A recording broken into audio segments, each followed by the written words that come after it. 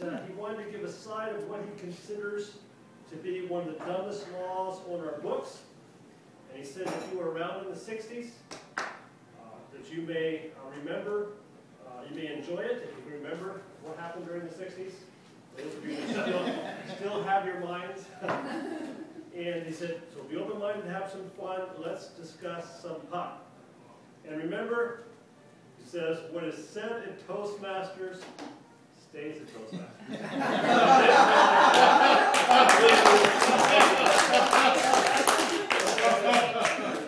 Thank you, Mr. Toastmasters. Mr. Toastmasters and our guests. Every day, we say the Pledge of Allegiance when we come in here. And at the end, we say, in liberty and justice for all. So I ask you, what does liberty mean to you?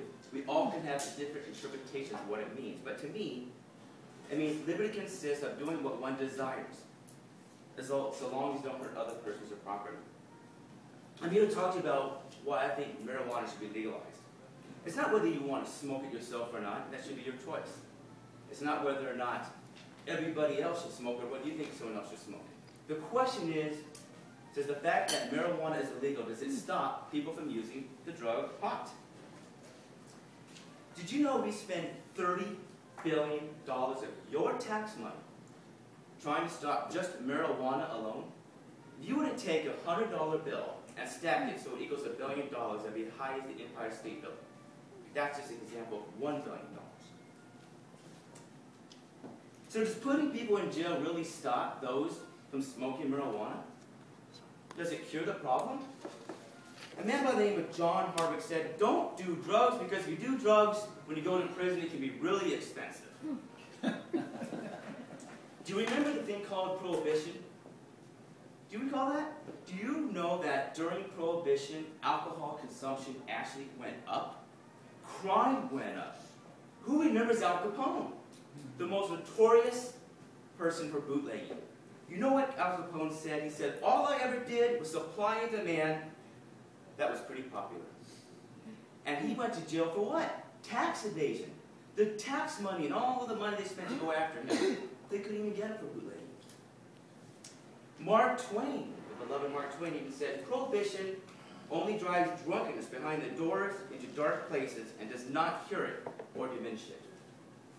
And the great Abe Lincoln even said that Prohibition goes beyond the bounds of reason and that the attempts to control a man's appetite by legislating it and makes it a crime, that things are not actual crimes. So don't we learn from history?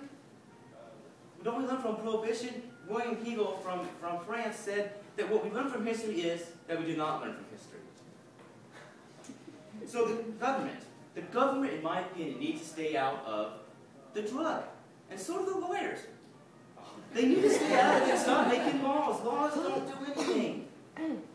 Thomas Jefferson, one of our framers, even said that the policy of our American government is to leave the citizens free, neither from restraining, nor aiding them for their pursuance.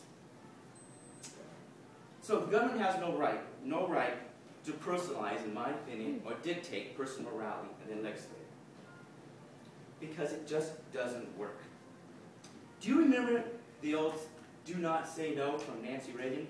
Reagan said, well, Nancy, I want you to get the kids off drugs. So the don't say no, or say no policy came out in the 80s. The juvenile hall statistics state that drug crime went up for juveniles during that time. That's a true fact. The National Drug Association said also, and this is more towards cocaine specifically, but it gives you a point, that huffing or inhaling of household products was higher than those who even snorted cocaine. Are we going to get rid of all the household products as well? It's not about passing laws to stop, it's about educating the kids that it is wrong. Laws do not pass or do everything to help. It's like putting a Band-Aid around the wound. It doesn't heal it. We have to educate our kids. Seneca, I hope I pronounced that right, from way back AD 65 said, laws do not persuade just because they threaten. So that's why I think the government should stay out of it and stop passing laws. And Roger, I'm just saying this wasn't me.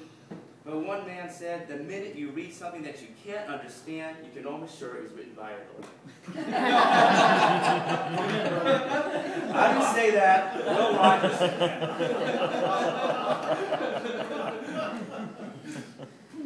All of us had a time where we had lost somebody, whether it's from cancer or whether it's a disease. And it's the hardest thing to have. What baffles me is the medical marijuana laws and the opponents to that. I mean, they sit there and say, well, the marijuana really doesn't stop the pain, so no, you can't do that. No. The guy's dying. Give him all the pot he wants. Who cares if it stops the pain or not? We're going to spend all of our tax money and laws to say, sorry, I know you're dying, but I don't think it passes. You really don't get pain from it and it doesn't stop it. That's just crazy. I'm just baffled by that. I don't understand that. Listen, if you want to be stupid and do that to your own body and smoke it, I think that should be entirely up to you. Whether you do it once a year at a concert, or whether you like Spicoli and do it every single day. All I need, dude, is a nice wave and a pretty cool buzz, and I'm just fine, dude. Hey, that's his choice. Does he hurt you any more than someone who goes to the bar and has a drink? The most precious thing that we have, the most precious thing that we own, is what? Our own bodies. And nobody has the right to tell you what to do to your own body. For one, they can't even enforce the fact that one smokes pot or puts something inside her own body. Back in the Bible it says, Paul, 1 Corinthians 10:29, for why should my freedom be judged by another one's conscience? It is my opinion, truly, that there's no way we can enforce the simple thing of smoking pot. Crime goes up because of it. Look at the Mexican border. Because of drugs. Even the great John Wayne once said, Pilgrims, there's been no top authority saying what marijuana does. I tried it once and I simply didn't like it. It did nothing for me. So you make a choice. You make a choice, not our government. You should do what you want to do. And do it your way. Even the great Frank Sinatra said, and heaven knows I took the blows and I did it my way. Ladies and gentlemen, do it your way. Legalize marijuana. Legalize marijuana. Mr. Joseph.